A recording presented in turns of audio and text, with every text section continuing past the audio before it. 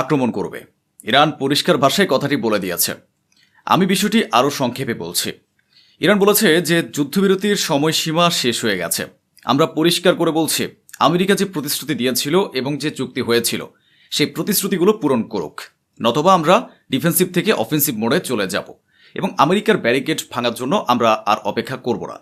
আমরা শক্তি প্রয়োগ করে আমেরিকার ব্যারিকেড ভেঙে দেব। আল্লাহু আকবার। আমি গতকাল আপনাদের এই কথাটাই বলেছিলাম। ইরান আক্রমণাত্মক মোডে রয়েছে, ইরান থেমে নেই। এমন নয় যে ডোনাল্ড ট্রাম্প মিষ্টি কথা বলছেন আর ইরান কাঁচা কথা বলছে। ইরান একদম স্পষ্ট ও কঠোর ভাষা ব্যবহার করছে। তাই এখন এমন এক পরিবেশ তৈরি হচ্ছে যেখানে ইরান স্পষ্টভাবে বলছে, আমরা আক্রমণ করবই। যুদ্ধের পরিবেশ এখনও ঠান্ডা হয়নি। ইরান পুরোপুরি আমেরিকাকে চাপ দিচ্ছে, হুমকি দিচ্ছে এবং নিজেদের শর্ত মানতে বাধ্য করার চেষ্টা করছে। ইরান এখন প্রস্তুতি নিচ্ছে।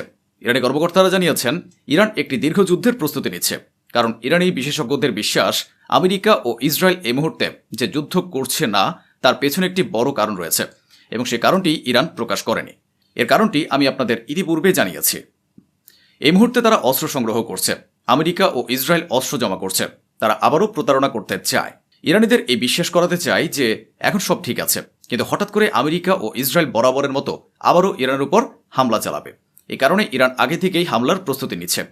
ইরান দীর্ঘমেয়াদী যুদ্ধের প্রস্তুতি নিচ্ছে। ইরানের মুখপাত্র বলেছেন, 60 দিনের যে যুদ্ধবিরতি ছিল তা আমরা আর বাড়াচ্ছি না, আমরা এর মেয়াদ বাড়াচ্ছি না। তবে ওমানের সাথে নতুন করে পথের জন্য আলোচনা চলছে। ওমানের সাথে কোনো চুক্তি নিয়ে আলোচনা চলছে। তবে হরমুজ প্রণালী খুলে দেওয়ার বিষয়টি এর থেকে সম্পূর্ণ আলাদা। ইরান যে মূল কথাটি বলেছেন তা হলো, এই যুদ্ধবিরতি শেষ হয়ে গেছে, আমরা এটি আর বাড়াচ্ছি না। ওদিকে একটি বড় ঘটনা ঘটেছে। ইরাকের কুর্দিস্তানের প্রধানমন্ত্রীর প্রাইভেট অফিসে হামলা হয়েছে। 2টি ড্রোন হামলা হয়েছে। দ্বিতীয় ড্রোন হামলাটি কুর্দিদের ইন্টেলিজেন্স অফিসে চালানো হয়েছে, যার পর ইরাকের প্রধানমন্ত্রী ঘোষণা দেন। তিনি বলেন, এই 2টি আক্রমণই ইরান চালিয়েছে। এতে ইরান ক্ষিপ্ত হয়ে ওঠে। ইরান জানায় যে এটি একটি সাজানো আক্রমণ। আমরা কোনো ইন্টেলিজেন্স অফিসে কোনো আক্রমণ চালাইনি। আমরা আক্রমণ করলে ঘোষণা দিয়েই করি। এখন বেচারা ডোনাল্ড ট্রাম্প কি করবেন? কিছু তো একটা বলতেই হবে। তিনি আবারও টুইট করে বললেন যে আমাদের প্রথম ও প্রধান লক্ষ্য হলো ইরান যেন কখনোই পারমাণবিক অস্ত্র অর্জন করতে না পারে। এতে নতুন কথা কি আছে? শহীদ খামেনির নীতি তো ছিল আমরা পারমাণবিক অস্ত্র অর্জন করব না। তিনি ফতোয়া দিয়ে রেখেছিলেন যে আমরা কোনো পারমাণবিক বোমা তৈরি করব না। এখন এমন একজন মানুষকে তোমরা হত্যা করেছ, তাই নিজে ভয় পাচ্ছ যে এমন একজন সৎ মানুষকে হত্যা করার পর হয়তো তার অনুসারীরা বা তার ছেলে এমন কিছু তৈরি করে ফেলবে যাতে তোমাদের সর্বনাশ হয়ে যাবে, যাতে আমাদের সর্বনাশ হয়ে যাবে। তাই বাধ্য হয়েই তোমাদের এখন অভিনয় করে টুইট করতে হচ্ছে। শুরুতে ট্রাম্প ওমানকে নিজের দিকে টানার চেষ্টা করছিলেন। আমেরিকা ওমানকে নিজেদের পক্ষে টানার চেষ্টা করছিল, কিন্তু ইরান খুব সোজা ও সৎভাবে ওমানের সাথে কথা বলছিল। এখন ওমান ইরানের কথা বুঝতে পেরেছে। এখন তারা ইরানের কাছাকাছি চলে এসেছে এবং ওমান ইরানের সাথেই কথা বলছে। এরপর আমেরিকা একের পর এক ধাক্কা খেতে থাকে এবং আমেরিকা বুঝতে পারে যে ওমান আর আমাদের কথা শুনবে না। তাই এখন ডোনাল্ড ট্রাম্প ওমানকে হুমকি দিচ্ছেন। তিনি বলছেন যে ইরান ও আমাদের মাঝে যদি ওমান আসে তবে আমরা ওমানের উপর তীব্র ও বড় ধরনের বোমা বর্ষণ করব। আল্লাহু আকবার। তো এই উদাহরণটি আমি আরবদের উদ্দেশ্যে বলতে চাই। যে সমস্ত আরব দেশ আমেরিকার উপর ভরসা করে, মনে রাখবেন এরা কারো আপন নয়। এর কথা শুনলে খুব ভালো, আর না শুনলে এরা বোমা বর্ষণের হুমকি দেবে। স্বভাব এড়ানো যায় না। ডোনাল্ড ট্রাম্প সামনে এসে বলেছেন যে আমাদের কাছে প্রচুর অস্ত্র আছে, ইরানের বিরুদ্ধে আমাদের কাছে অনেক অস্ত্র আছে। ঠিক আছে, একটু হেসে নিন, কোনো সমস্যা নেই। এরপর তিনি বলেছেন যে আমরা ইরানকে ভেঙে চুরমার করে দিয়েছি। ইরান মিথ্যা বলছে। ইরান মিথ্যা বলতে খুব ওস্তাদ, কিন্তু ইরান হেরে গেছে। ইরানের উচিত আত্মসমর্পণের সাদা পতাকা উড়িয়ে দেয়া। মহাশয়গণ, ইরানের যদি আত্মসমর্পণ করারই থাকতো তবে সে অনেক আগেই তা করে ফেলত। বরং আত্মসমর্পণটা কি করেছে? আরব ও অন্যান্য দেশগুলো। এমনকি ডোনাল্ড ট্রাম্প নিজে পাকিস্তানের কাছে কেঁদে কেঁদে গিয়েছিলেন যুদ্ধবিরতি করিয়ে দেওয়ার জন্য। আর জনসম্মুখে এসে তিনি বলছেন ইরান যুদ্ধবিরতির জন্য কান্নাকাটি করছে। কিন্তু ইরানের বর্তমান নেতারা যতগুলো বিবৃতি দিচ্ছেন তাতে পরিষ্কার করে বলেছেন। আজকের ভিডিওতেই তো আমি বললাম ইরান তো চুক্তি করতেই পরিষ্কার মানা করে দিচ্ছে। ইরান বলছে আমাদের কোনো চুক্তি করার দরকার নেই। আমেরিকা যে শর্তগুলো মানার কথা ছিল তা মেনে নিক। আমরা যুদ্ধবিরতি বাড়াতে চাই না, নতুবা আমরা হামলা চালিয়ে আমেরিকার ব্যারিকেড গুড়িয়ে দেব। তাহলে আপনারা নিজেদের বলুন, ইরান কি যুদ্ধবিরতি চাচ্ছে? ইরান অস্ত্র চালানোর প্রস্তুতি নিচ্ছে। ওদিকে আমেরিকার প্রেসিডেন্ট ডোনাল্ড ট্রাম্প জানিয়েছেন যে আইআরজিসির সাথে আমাদের ব্যাক চ্যানেলে যোগাযোগ খোলা আছে।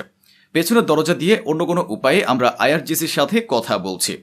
অর্থাৎ একদিকে এই জারজ সন্তান বলছে যে আমরা গুড়িয়ে দিয়েছি, এই করেছি সেই করেছি। ইরান হাঁটু গেড়ে বসে পড়েছে। ইরান হেরে গেছে।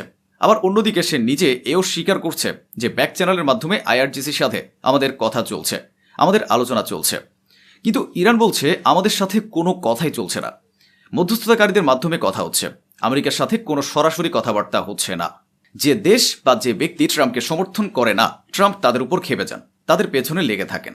এই হলো সে বক্তব্য যেখানে তিনি দক্ষিণ কোরিয়ার উপর ক্ষোভ প্রকাশ করে বলেছেন যে আমি দক্ষিণ কোরিয়াকে বলেছিলাম আপনারা কি ইরানের বিরুদ্ধে আমাদের সাহায্য করবেন? তখন তারা বলেছিল নো থ্যাঙ্কস। তখন আমি বললাম নো থ্যাঙ্কসের মানে কি? আপনাদের দেশে আমেরিকার 4000 সেনা রয়েছে যারা আপনাদের উত্তর কোরিয়া থেকে রক্ষা করছে। আমরা আপনাদের ইন্টেলিজেন্স দিচ্ছি, টাকা ও অস্ত্র দিচ্ছি, আর আজ আপনারা ইরানের বিরুদ্ধে আমাদের সাথে দিতে অস্বীকার করছেন? এটা বোধগম্য নয়। অর্থাৎ ওই গোলাপি শুয়োরের আজ আবারও কান্নাকাটি শুরু হয়ে গেছে। আন্তর্জাতিক মঞ্চে যে তার সাহায্য করছে না, বেচারা তার উপরেই কেঁদে চলেছে এবং হুমকি দিচ্ছে। ট্রাম্প তার বক্তব্যে বলেছেন ইরান চুক্তি করতে চাইছে না, ইরান যে ধরনের চুক্তি চায় আর আমরা যে ধরনের চুক্তি চাই তা এক নয়। এরপর তার সেই মরিয়া ভাব ও ক্ষোভ আবারও সামনে চলে আসে, যা দেখে এখন আরব দেশগুলোর অন্তত বোঝা উচিত। আমেরিকার বন্ধুদের এটা বোঝা উচিত যে ডোনাল্ড ট্রাম্প বলেছেন যে দেশগুলো ইরানের বিরুদ্ধে আমাদের সাহায্য করে না, আমরা তাদের কেন রক্ষা করব, তাদের পেছনে আমরা কেন টাকা খরচ করব, তাদের প্রতিরক্ষায় কেন দাঁড়াবো এবং আমাদের অস্ত্র ও শক্তি কেন অপচয় করব? তাই আজ যে সমস্ত আরব দেশ ডোনাল্ড ট্রাম্পের উপর ভরসা করত, এখন আর কেউ ট্রাম্পকে বিশ্বাস করছে না। খোদ তার নিজের বিশেষজ্ঞরাই বলছেন যে তাকে সঠিক তথ্য দেওয়া হয় না। ডোনাল্ড ট্রাম্প কিছুই জানেন না, তাকে 30 সেকেন্ডের একটা ট্রেলারের মতো সিনেমা দেখিয়ে দেওয়া হয় যে এই দেখুন আমরা আক্রমণ করেছি, আমাদের সেনাবাহিনী এই করেছে, আমাদের সেনাবাহিনী সেই করেছে, আর এতেই তার মনে হয় যে আমরা জিতে যাচ্ছি। এখন সে নেশার চোটে বলেছে হরমুজ প্রণালী আমাদের এবং হরমুজ প্রণালীর উপর আমাদের সম্পূর্ণ নিয়ন্ত্রণ রয়েছে। তাছাড়া আমরা হরমুজ প্রণালীকে আমাদের নিজস্ব ভূখণ্ড বা এলাকা হিসেবেও ঘোষণা করতে পারি। ওদিকে আমি আপনাদের 1 মাস আগেও ইঙ্গিত দিয়েছিলাম যে ডোনাল্ড ট্রাম্প এখন এতটাই মরিয়া ও ক্ষিপ্ত হয়ে উঠেছে যে সে ইরানের বিরুদ্ধে ছোট পারমাণবিক অস্ত্র ব্যবহার করতে পারে। এখন দুটি ভিডিও দেখা যাচ্ছে, একটি নিচে একটি উপরে। ইনি হলেন মার্কিন ইহুদির নেতা। সে বলেছে সময় এসে গেছে ইরানের বিরুদ্ধে কঠোর পদক্ষেপ নেয়ার।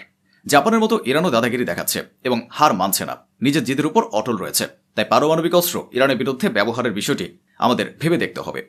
এদিকে আমেরিকা একটি মার্কিন কোম্পানির সাথে $22 বিলিয়ন চুক্তি করেছে। এর আওতায় 1 বছরের মধ্যে 1000টি টমাহক ক্ষেপণাস্ত্র তৈরি করা হবে। অর্থাৎ ইরানের সাথে লড়াই করতে করতে আমেরিকা একদম নিরস্ত্র হয়ে গেছে, তার হাত যেন কেটে গেছে। এখন তাকে বহুগুণ বেশি অর্থ খরচ করে দীর্ঘমেয়াদে নতুন অস্ত্র তৈরির চুক্তি করতে হচ্ছে।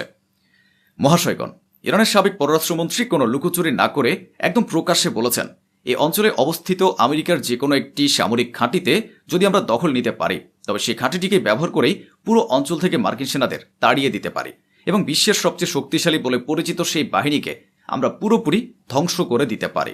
ইরানের গোরগান শহরের একটি এলাকায় হঠাৎ করে আগুন লেগে যায়। তখন রাতের অন্ধকার ছিল, তবে আগুনের সঠিক কারণ এখনো প্রকাশ করা হয়নি, তদন্ত চলছে। এ হলো সেখানকার দৃশ্য।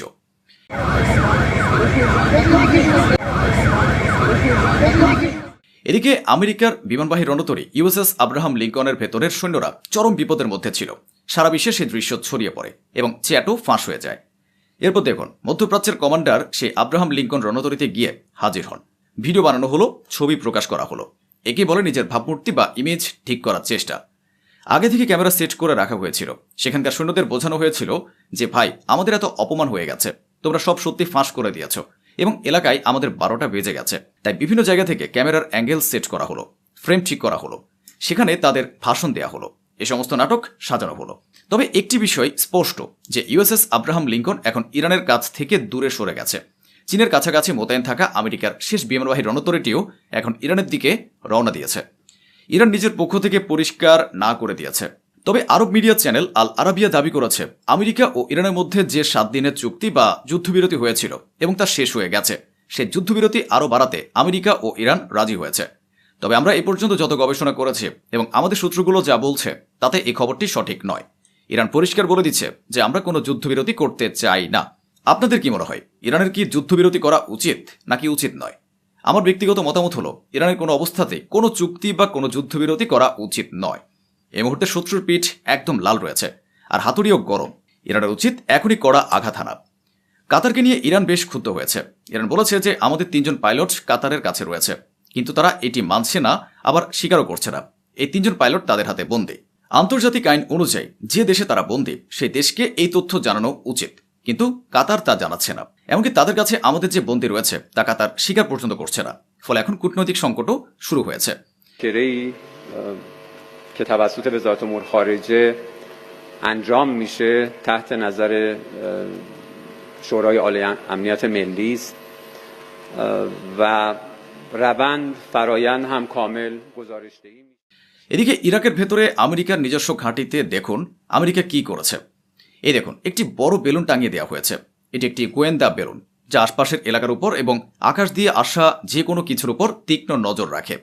তাই আমেরিকার সেনাবাহিনীর মধ্যে আজ ভয়ের পরিমাণ স্পষ্ট দেখা যাচ্ছে। আমেরিকার মধ্যপ্রাচ্য ভিত্তিক সেন্টকম দাবি করেছে যে আমরা ইরানের 64টি জাহাজকে ভয় দেখিয়ে ফিরিয়ে দিয়েছি এবং ইরানের সাথে যুক্ত 3টি ট্যাঙ্কারে আক্রমণ করেছে। ওদিকে আইআরজিসি ডোনাল্ড ট্রাম্পের মুখ চেপে ধরে তার উপর প্রস্রাব করে দিয়েছে এবং স্পষ্ট জানিয়ে দিয়েছে ডোনাল্ড ট্রাম্প যে বলেছেন ব্যাক চ্যানেলে যোগাযোগ খোলা আছে এবং তিনি আমাদের সাথে কথা বলছেন তা সম্পূর্ণ মিথ্যা কথা। আমাদের কোনো ব্যাক চ্যানেলই নেই। আমেরিকা বা অন্য কোনো দেশের সাথে আমরা ব্যাক চ্যানেলে কোনো কথাই বলছি না। ওই গোলাপি শুয়োরটি